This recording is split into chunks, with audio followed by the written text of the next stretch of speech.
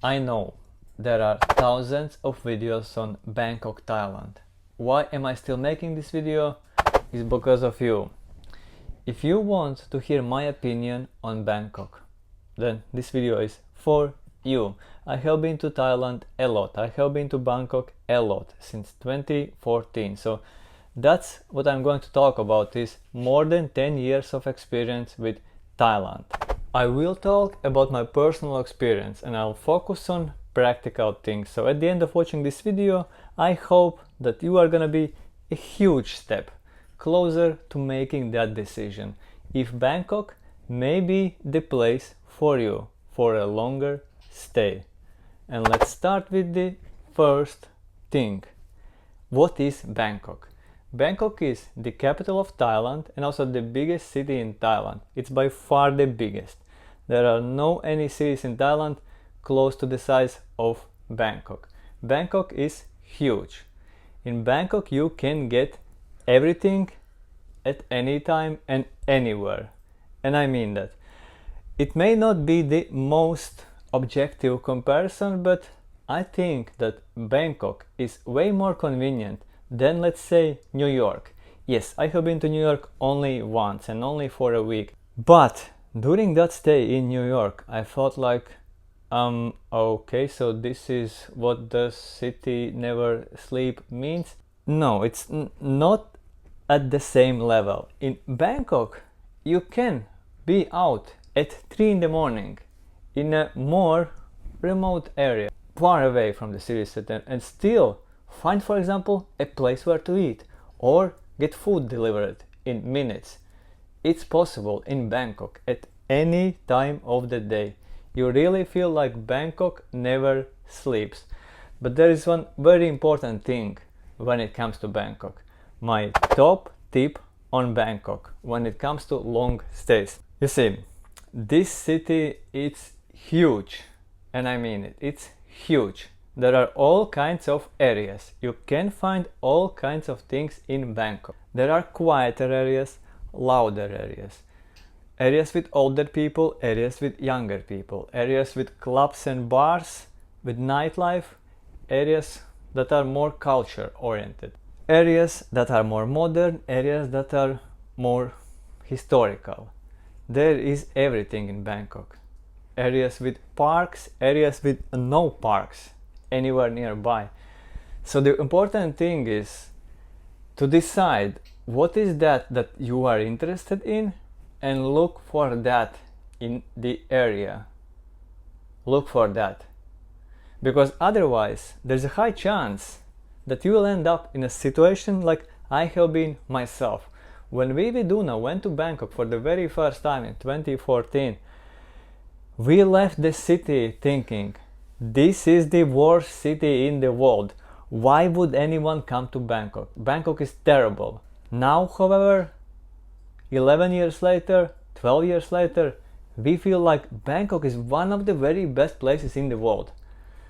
And the main difference is that when we came for the first time, we were expecting a modern city, but we hadn't done our research. We ended up in places that were far from modern.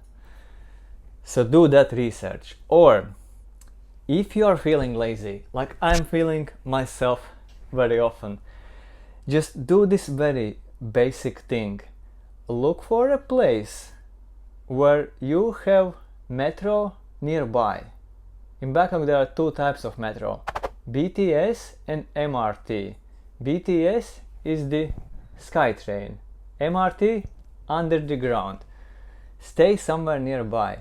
And within, let's say, 30-minute ride from Lumpini Park. Lumpini Park is a central area, central place. Look for that.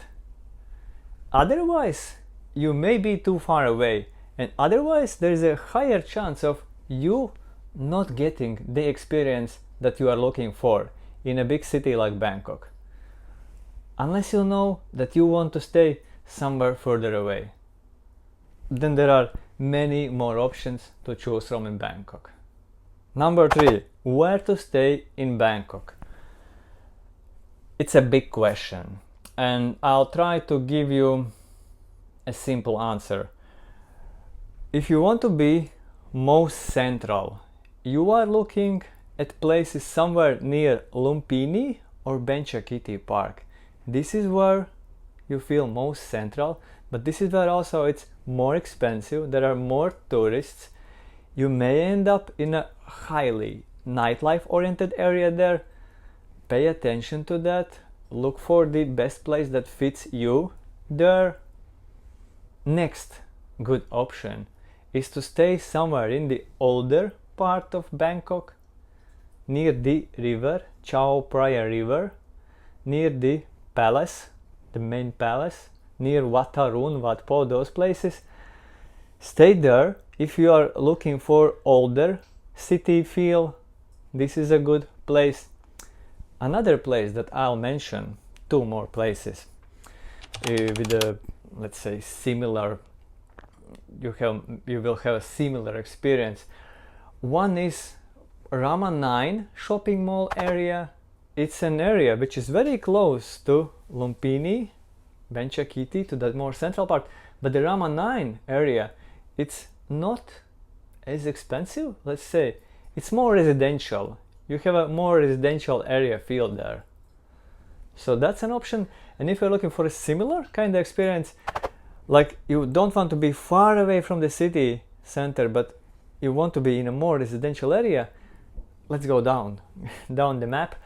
Let's go to True Digital Park area. It's a residential area where you are only a few metro stops from places like Lumpini, Benchakiti, from the city center kind of places. You can also stay on the other side of the river. There are a few options, but stay somewhere near metro and stay somewhere not too far away from the river, because otherwise, like I said, you will feel just too far away from everything happening in the city. It is possible also to get a very rural feel in Bangkok, and I learned of it only recently. There is this place in Bangkok called Green Lung. It's an island in the city, near the city center. You can also stay in places where it's easy to get to Green Lung, where it's easy to take a boat to that place. There's also this option. It's gonna be somewhere near the True Digital Park area, so somewhere there. That's the short version of where and how I would think of where to stay in Bangkok. Number 4, everyday life. Food, shops, groceries, convenience stores, gyms, things to do, activities, transportation. Food, unbelievable. One of the very, if not the best place for foodies in the world. Bangkok is that place. So many options. Thai, Western, Asian, so many options. Good prices, available everywhere around the city, available at almost any time of the day. Delivery is very available, not expensive. Next, shops, groceries, amazing, high quality shops. In Bangkok, easy to find. Convenience stores, 7-Elevens. Wow, just wow. Yes, I have been to Japan a few times. In fact, I'm in Japan right now. I'm filming this in Japan. The convenience stores in Japan are amazing, but let me tell you this. There are a few reasons why I like Thai 7-Elevens even more. One of them being the fact that in Thailand I feel like there is more ready meals choice from things that I personally like. And I also like the fact that they always prepare that meal for you. So yeah, in Japan you have to heat it up yourself.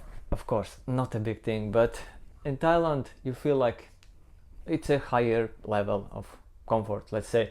And in 7-Elevens you also always feel like it's the center of that community. It's an interesting feeling to go to a 7-Eleven in Thailand. So that about the food. Amazing, amazing, amazing, amazing. And shops, great options. Next, gyms.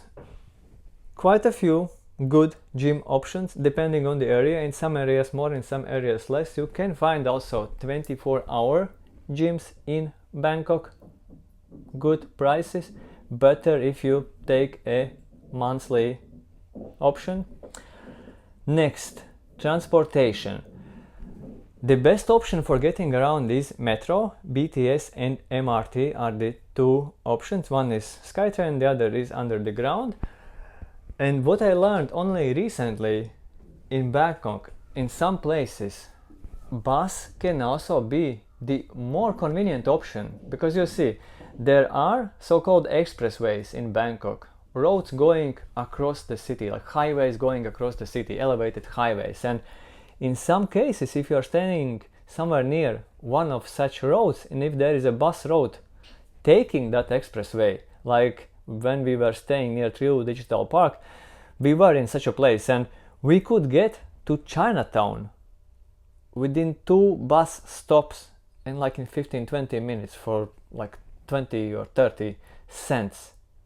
Affordable and very efficient.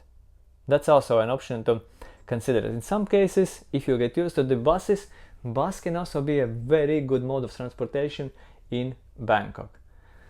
Trains are faster generally, but they're also more expensive, but at the same time not very expensive. A ticket costs like $1 to $2 American, depending on how far are you traveling. And when it comes to things to do, I think I won't even start. There are just too many options, too many, like for all people, like for all interests. Just look for what interests you. You can find everything in Bangkok. Number 5, food in Bangkok. And the main thing that I want to highlight here, I already mentioned that the food is great and widely available at almost any time, anywhere and every day. The main thing is that also international food, good Asian food from different other countries is super widely available in Thailand. Many people when they talk about Bangkok, many people when they talk about Bangkok, they mention the street food, especially people who are traveling to Bangkok only for a shorter visit. But those of us who have spent longer time in Bangkok, we know that Bangkok offers so much more, not only the cheap street food, so many options, both local and international, at all price levels. It's very available and there's just so much to choose from. And yes, supermarkets, convenience stores, amazing in Bangkok. Prices in Bangkok. Let's talk about the most important things. Food, accommodation, transportation, activities. On the last one you can spend anything from 0 to thousands and thousands of dollars. Food. Local food in 2025 is available also for $1 or $2. Yes, it's still a reality. International food depends on where you go. A few dollars, $10, $20, there are all kinds of options at all price levels. Groceries, good prices. Yes, if you want imported goods from Europe, for example, they are gonna be more expensive, but I wouldn't say that they are crazy expensive. I would say that they are very reasonable. 10 years ago, 8 years ago, yes, I felt that imported goods were expensive and not that available in Bangkok. Now, however, I'm feeling like they are fine, they are good. The variety is good and also the prices have gotten better. That's a very cool thing. Next big thing, accommodation. You see lots of those videos on TikTok, Instagram, YouTube, where people talk about their amazing condos for $400, $500 a month. The reality, however, is that yes, you can get those prices, but if you rent for a year, 2 or more. If you are going to Bangkok for a month, maybe 2 months, and you are gonna be booking through booking platforms, let's be realistic. You are looking at something like maybe $700 a month in a not so central location for a nice place, or maybe $1,000, $1,200 or $1,400 in a super central location in a nice place. So these are more real places for short-term rentals. If you book long-term, 500 is very much possible in Bangkok. Transportation. Metro, $1-2 to get to places, one direction. Buses, starting from 20 cents. Taxi, motorbike taxi, starting from 50 cents, $1. You can get to places. Always, everywhere, and for a good price. Number 7. Weather in Bangkok. I think that the best time to stay in Bangkok is December, January, February. March, April, and beginning of May can be too hot, like 35, 40, maybe more degrees Celsius. Summer, rainy. Autumn can also be rainy. You can also, of course, stay year-round in Bangkok, but yeah, for the best weather I would go for December, January, February for the highest chance of best weather. Bad air quality can also happen. I have seen it in January, for example. I have also seen a good weather in January and good air quality, so it depends. Generally speaking, in Bangkok you can always expect hot and humid weather. You are looking at something like plus 30 degrees at day and plus 26 at night. That's it for this video. See you soon. Maybe in Bangkok. See ya.